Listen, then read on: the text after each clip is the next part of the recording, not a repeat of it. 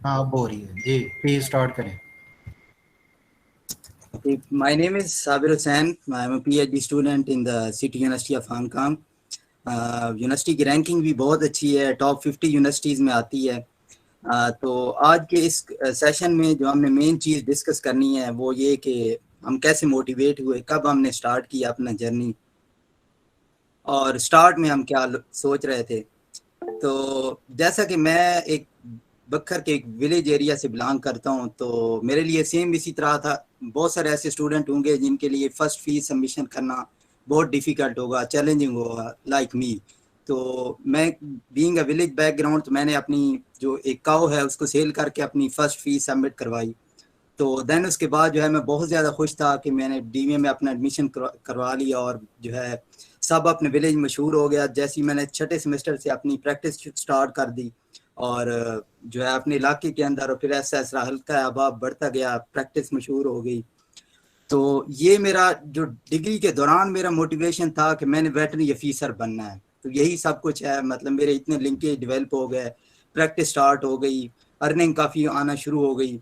लेकिन डीवीएम के 8 to 9 semester के अंदर हमें वकास साहब ने, एपिडेमोलॉजी इन पब्लिक हेल्थ, तब सिवास जंग में होते थे, वकास साहब ने हमें मोटिवेशनल लेक्चर दिया अबाउट स्कॉलरशिप। तो तब जो है मेरा थोड़ा सा माइंड जो है वो चेंज हुआ कि स्कॉलरशिप जो है ये भी एक अच्छी चीज़ है, क्यों ना हमें इसकी तरफ सोचना चाहिए। तब से मैंने सोचना शुरू कर दिया कि हम जो है वो अपना स्कॉलरशिप फंड करें। बट ये हुआ कि मेरा जो वेटरनरी ऑफिसर वाला ख्वाब था वो भी साथ साथ चल रहा था, बट अनफॉर्चुनेटली वेकेंट जो वेटरनरी ऑफिसर्स की वैकेंसियाँ थी वो नहीं आई। तो मैंने MPhil epidemiology and public health में ले लिया। मैंने ये डिग्री क्यों चूज़ की, क्योंकि सबसे ज़्यादा मैं देखता था इंटरनेशनल स्कॉलरशिप जो है वो पब्लिक हेल्थ से रिलेटेड आते थे। और इसके साथ साथ मेरी जैसे ही मैंने एडमिशन लिया तो मेरी एज ए रिसर्च असिस्टेंट जो है वो भी साथ सिलेक्शन हो गई। तो ये एक और अच्छा हो गया। बट मैंने जैसे ही एडमिशन लिया तो मेरा ये ड्रीम चेंज हो गया कि मैंने अब जो है वो पीएचडी के लिए इंटरनेशनली कोई ना कोई स्कॉलरशिप हंट करना है। तब से मैंने जैसे ही डीवीएम एमफिल के फर्स्ट सेमेस्टर से मैंने स्टार्ट शुरू कर दिया कि अब मैंने हर सूरत में पीएचडी जो है वो बाहर से करनी है।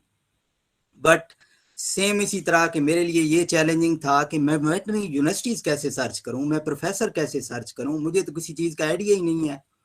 तो फिर मैंने सोचा कि मैं विकीपीडिया के ऊपर लिखता था veterinary universities in the world, और जो वो कंट्री वाइज आ जाती थी, चाइना, हांगकांग, यूके, यूएसए, वो वेटरनरी यूनिवर्सिटीज आती थी। और मैं फिर वन बाय वन जो है मेरा जो एमफिल से रिलेटेड रिसर्च एरिया होता था, मैं उनके रिलेटेड प्रोफेसर ढूंढता था, और उनको जो है मैंने उनके अकॉर्डिंगली अपनी ईमेल को चेंज करता था, और इस तरीके से अपनी सीवी अपडेट करके प्रोफेसर्स को जो है वो ईमेल करता था। और जो मेरा फर्स्ट लकीली रिस्पांस आया वो आया Johns Hopkins School of Public Health USA से, और ये मेरा फर्स्ट टाइम इंटरव्यू था। तो मुझे इस चीज़ का आइडिया ही नहीं था कि अब फ्लुएंटली जो है वो इंग्लिश को कैसे बोला जाए, ये भी मेरे लिए एक चैलेंजिंग था उस टाइम। तो मैंने जो है वो basically epidemiology in public health की लैब के अंदर जो है वो तकरीबन राउंड अबाउट मेरे रात के 7 बजे के अकॉर्डिंगली इंटरव्यू हुआ, क्योंकि यूएसए में जो है वो हमारा टाइम डिफरेंस काफ़ी ज़्यादा है। तो मैंने जो है 7 बजे इंटरव्यू हुआ, तो मैंने लेबल कर दिया और लैब के अंदर मैंने बैठ के इंटरव्यू दिया। तो काफ़ी जो है मेरी फर्स्ट इंटरव्यू के अंदर काफ़ी लर्निंग हुई। बट ये कि वहाँ पे फंडिंग का इशू था, पार्शल फंडिंग थी, तो मैं वहाँ पे ना जा सका। सेकंड इंटरव्यू जो मेरा हुआ वो यूनिवर्सिटी ऑफ नटिंगम ही हुआ, यूके में। तो ये जो है सबसे ज़्यादा मेरे लिए लर्निंग पॉइंट ऑफ व्यू था। तकरीबन 45 to 50 मिनट्स का इंटरव्यू था और बहुत चैलेंजिंग था। उन्होंने मुझे बहुत सारे क्वेश्चंस रेज किए। जो सेकंड सेशन होगा उसमें हम डिटेल से इसके बारे में डिस्कस करेंगे। थर्ड इसी तरह चाइना के बारे में हुआ, और फोर्थ जो है वो हांगकांग के बारे में हुआ। तो मीन्स ये कि इतना आसान नहीं है, बहुत सारी फेजेस से इंसान गुजरता है, और देन जो है वो अल्लाह ताला की ज़ात उसे कामयाबी देती है। तो वन बाय वन जो है मैं सब फेजेस से गुजरा, और फिर जो है वो लकीली हांगकांग के अंदर मेरी सिलेक्शन हुई। बात यह है कि हमें जो है इंटरनेशनली स्कॉलरशिप क्यों चूज करना चाहिए। उसकी वजह यह है कि एक तो ये कि ऑब्वियसली अमाउंट ऑफ स्कॉलरशिप, ये बहुत, आप जिस कंट्री में जाएंगे ऑब्वियसली पाकिस्तान से तो बदरजहा बेहतर होगी। एक आपकी रिसर्च एक्सपीरियंस बहुत बेटर होगा, स्कॉलरशिप की अमाउंट आप जिस तरह के हांगकांग के केस में हमें 5,40,000 पर मंथ दे रहे हैं, जो कि मेरा एक ड्रीम था। कभी शायद हो सकता है कि मैं जिंदगी में इतना नहीं सोचता था कि मैं पर मंथ जो है इतना कमा सकूंगा, वो भी स्टूडेंट लाइफ के अंदर। तो मैं पीएचडी के अंदर इतना कमा रहा हूँ, तो ये अल्लाह की ज़ात का एक खसूसी फजल है, वरना हमारे अंदर जो इस तरह की कोई ख़ास काबिलियत नहीं है। तो तब से जो है मैंने स्टार्ट किया और अल्लाह ने मुझे कामयाबी दी। तो हम जो है देखें एटलीस्ट हम 4 लाख 5 लाख 4 लाख तो ईजिली हम पर मंथ जो है वो सिक्योर कर सकते हैं। अब हम जैसे कि बात करें डिफरेंट टाइप्स ऑफ स्कॉलरशिप की हांगकांग के केस में, तो हांगकांग के केस में बेसिकली 3 डिफरेंट टाइप्स के स्कॉलरशिप हैं। एक जो है वो हांगकांग पीएचडी फेलोशिप स्कीम है, जो कि बहुत ही हैवी पेडिंग, जिस तरह मैंने आपको बताया, हाँ 5,40,000 50,000 पर मंथ देते हैं।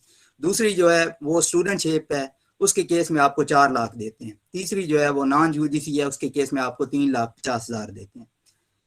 तो ये बेसिकली डिफरेंट। और स्कॉलरशिप की जो डेडलाइन है वो हांगकांग पीएचडी फेलोशिप स्कीम के जो डेडलाइन है वो 1 दिसंबर है, और जो बाकी हैं वो यूनिवर्सिटी ग्रांट काउंसिल या नॉन यूनिवर्सिटी ग्रांट काउंसिल वो थ्रू आउट द ईयर जो है वो ओपन रहते हैं। जैसे किसी प्रोफेसर के पास प्रोजेक्ट आता है तो आप किसी भी टाइम जो है वो प्रोजेक्ट की फंडिंग की बेस पे आप आ सकते हैं। तो इसकी बेस पे मेरा जो एक शॉर्ट सा मैंने अपना प्रपोजल बनाया, हम कहाँ से अपना जो फुली फंडेड स्कॉलरशिप है वो कहाँ से स्टार्ट करें। तो बेसिकली हमारा यही जर्नी होता है कि हमें किसी चीज़ का आइडिया नहीं होता, प्रोफेसर को ईमेल कैसे करनी है, वेटरनरी यूनिवर्सिटीज़ कैसे ढूंढनी है, जो हमने बेसिकली फुली फंडेड पोजीशंस है वो कहाँ से ढूंढनी है। 3 से 4 जो है different fully funded scholarship forum है। एक स्कॉलरशिप नेटवर्क है, बहुत बड़ा फेसबुक का पेज है, उसमें आप इजीली जो है वो आपके पास बहुत सारी फंडिंग पोजीशंस आएंगी। दूसरा ये कि आप जो है वो ट्विटर और जो लिंक्डइन है इसके ऊपर प्रोफेशनल जो भी प्रोफेसर है वो अपनी जो वैकेंट पोजीशन होती है वो लाजमी उस पर अनाउंस करता है, तो अपनी काइंडली उसके ऊपर जो है अपनी प्रोफाइल बनाएं और उसके साथ आप अपडेटेड रहें। बेनिफिट्स ऑफ स्कॉलरशिप ये कि स्टडिंग अब्रॉड के बहुत सारे आपके पास जो है बहुत ज़्यादा बेनिफिट्स हैं। एक तो ये कि आप जो है कल्चरल डाइवर्सिटी है, आप बहुत ज़्यादा ह्यूज मनी सेव कर सकते हैं। इंटरनेशनल नेटवर्किंग आपकी बिल्डअप होती है, जिस तरह हम जो है अभी यूके और फ्रांस के साथ कोलेब्रेशन कर रहे हैं। आप जो है न्यू और इनोवेटिव टेक्निक्स आप सीखते हैं, शायद हो सकता है कि वो इतनी वेल डेवलप्ड टेक्निक जो है पाकिस्तान में भी अवेलेबल नहीं है, तो इस तरह की आप न्यू टेक्निक से अपने आप को जो है मॉडिफाई करते हैं। रिसर्च प्रोजेक्ट आपको डिज़ाइन करना आता है, आप पब्लिकेशन कैसे जो है वो कर सकते हैं। जिस तरह के मेरे फर्स्ट ईयर के केस में मैंने 5 से 6 पब्लिकेशंस की हैं। तो ये बेसिकली एक शॉर्ट सी मोटिवेशनल स्टोरी थी कि मैं जो है बेसिकली एक विलेज रूरल बैकग्राउंड से ताल्लुक रखते हुए किस तरह से मैंने अपनी जर्नी को स्टार्ट किया और किस तरह अल्लाह ताला की ज़ात ने मुझे कामयाबी दी। ये शॉर्ट सा जो है मेरा इंट्रोडक्शन था। Thank you very much. चलें जी साबर, थैंक यू, बहुत ही अच्छा और नाइसली एक्सप्लेन किया अपना जर्नी को। कि देखें ये सारी जो इसमें पीछे मोटिवेशन है और इसमें पीछे जो स्ट्रगल होती है और उसका जो फ्रूट है वो इंशाल्लाह आपको मिलता है। लेकिन इसमें इम्पॉर्टेंट चीज़ यही है, जैसे साबर बता रहे थे, कि आपकी नीयत और किस आप लगन से, पैशन से इस चीज़ को ढूंढते हैं।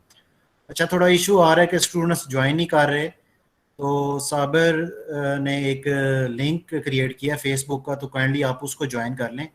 और जो दोस्त जो स्टूडेंट्स इस सेशन के अंदर हैं तो वो प्लीज़ उस जो फेसबुक लाइव लिंक है वो स्टूडेंट्स को शेयर कर दें ताकि वो इसको ज्वाइन कर सकें। ठीक है, तो आगे नेक्स्ट मैं इनवाइट करता हूँ मिस अतीका असलम को, जो कि 2018 के अंदर उन्होंने युवास से ग्रेजुएशन की है और HEC ओवरसीज स्कॉलरशिप उन्होंने लिया है और गेंट यूनिवर्सिटी के अंदर वो वेटनरी वायरोलॉजी के ऊपर काम कर रही हैं बेल्जियम के अंदर। और मोनोक्लोनल एंटीबॉडीज़ जो कोविड-19 के वेरिएंट्स हैं उसके अगेंस्ट उसके ऊपर उनका काम है। तो प्लीज़ अतीका आप अपनी प्रेजेंटेशन को ज्वाइन करें और इसको शेयर करें इधर, ताकि आप भी स्टार्ट कर सकें इसमें। Dr. Waqas, can I ask a question from Sabir? जी प्लीज़, क्विक क्वेश्चन हम एंड पे लेंगे। Okay, all right. Assalamualaikum, welcome all, and thank you, sir, for